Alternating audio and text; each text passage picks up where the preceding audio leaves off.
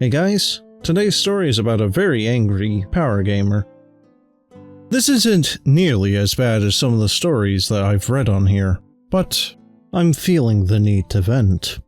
I started a new Curse of Strahd campaign recently on Roll20, and one of the players, the fighter, had a bit of a min-max attitude, but I didn't really think too much of it.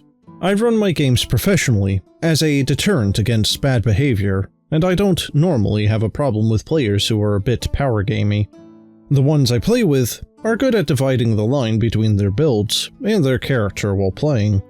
The guy seemed to be familiar with the module, and he kept saying things to the other players like, "Oh, you want to play a drow? That's going to be hard to get away with in Barovia." But I reassured the whole group that I was fine with the character choices, and didn't pay much heed to what, in retrospect, was an obvious red flag. The fighter took Polearm Master with a spear and a shield, and the dueling fighting style at level 1. Powerful, but built towards an almost Spartan flavor, so I was fine with allowing the choice.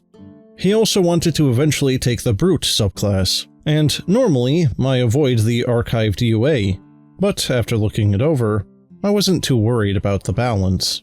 In my session 0, I explained that when I build encounters, I like to keep it challenging enough for the players without outright killing them, and without having to save them via a DM fiat. I also expressed in several different places, both verbally and written, that my most and first important rule is to always prioritize the other player's fun over your own. When we got to the session, everything seemed to be going fine, and I like to start campaigns in media res with the players stumbling into combat, by chance, and involving them rescuing the initial quest giver. Combat went well, and we moved on to a more RP setting, and that's when I got a private message. "Why are you changing things for no reason?" Now, I've heard of this, but I never thought I would ever run into it. After asking for clarification, the response was, "I've been running this game long enough to know that wolves would have 11 health." And I explained to him that 11 is just the average of its hit die, and that they were all well within the stat block. He then asked if I was pumping up the HP just because he made a character that could hit hard, and I told him no, thinking that the matter was settled for now, with the knowledge that there should be a discussion after the session. Eventually, we made it to the opening dungeon, and another combat session. I chose a more cinematic introduction to said combat, rather than rolling for initiative first, and apparently, that was too much. The fighter stated that he didn't think that it was a good fit for the campaign, because the rules aren't being followed, and that it was unfair. The other players were confused, which began a discussion over whether there even is a standard rule that has to be followed, and whether the players should be thinking about the stat blocks, even if they already know them.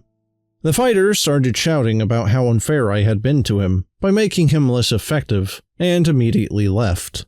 The initial combat was against 4 enemies, and he easily took out 2, dealing most of the damage to a third, but apparently, I made him less effective by not letting him one-shot everything.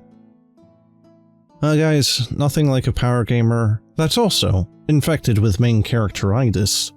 At least he showed himself the door out after a little bit, but it's a little sad that he didn't do it a little bit sooner, but no real harm done, so no foul. Hey there! Do you like world building?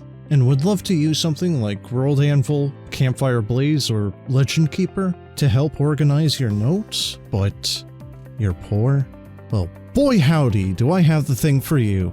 Introducing Fantasia Archive.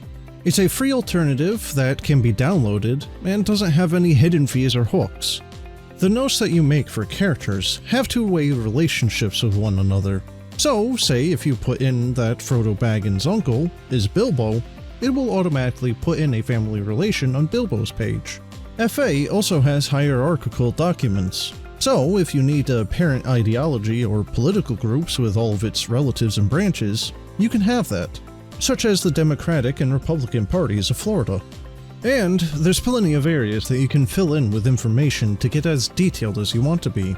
So for example here, I have Frodo Baggins, whose residence is in the Shire, and I can add any number of things, such as local currencies accepted at the Shire, areas relating to it, which I don't have any marked here, its estimated population, its size, a detailed description of its history, traditions, customs, and people, etc.